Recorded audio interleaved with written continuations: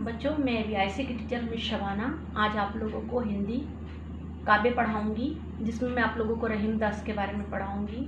बहुत ही सुंदर इनका प्राकृतिक चित्रण है, बहुत ही सुंदर इन्होंने अपनी बात को रखा है समाज के सामने।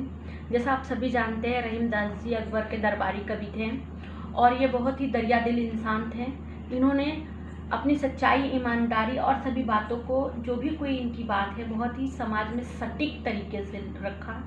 आप इनकी पंक्तियां देख लीजिए, बहुत ही सुंदर हैं। जो रहीम उत्तम प्रकृति का करी शकत कुशंग, चंदन विष व्यापत नहीं लिपटत रहत भुजंग। बहुत ही सुंदर है। ये कह रहे हैं कि जो हमारी भारतीय समाज है, भारतीय समाज में कुछ अच्छे लोग भी होते हैं, कुछ बुरे लोग भी होते हैं। और जो बुरे लोग होते हैं वो कितनी भी क्यों ना अच्छे लोगों के साथ बुराई करें, लेकिन अच्छा व्यक्ति अपने गुण को कभी भी नहीं छोड़ता।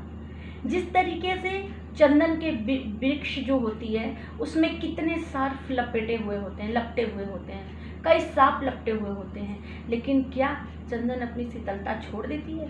चंदन अपनी शीतलता कभी नहीं छोड़ती है। ठीक रहीम दास जी ने भी कहा कि हम अपना जो सदाचारी व्यक्ति होता है, जो मनुष्य धन्य होता है, वो अपनी उत्तम प्रकृति में होता है, वो कुसंगत में भी संगत की बात करता है। और जिस तरीके से चंदन का जो वृक्ष होता है उसमें कई सांप लिपटे रहते हैं, फिर भी चंदन अपनी शीतलता को नहीं छोड़ता और कभी भी सबके विष को नहीं ग्रहण करता है। आप अपने संदर्भ में लिखेंगे। प्रस्तुत पंक्ति हमारे पाठ्य पुस्तक काव्य से लिया गया है।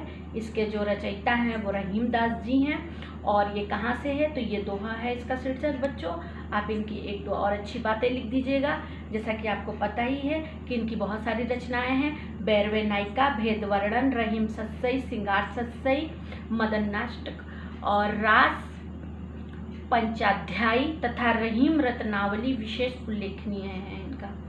आप देख रहे हैं इनकी जो प्रसंग में आप लिखेंगे तो बहुत ही सुंदर प्रसंग लिखिएगा, मनुष्य के व्यक्तित्व के बारे में बता रहे हैं। और व्याख्या में लिखिएगा, जैसा मैंने आपसे बताया कि जो उत्तम प्रकृति के मनुष्य होते हैं वो अपने व्यवहार को कभी नहीं त्याग करते हैं।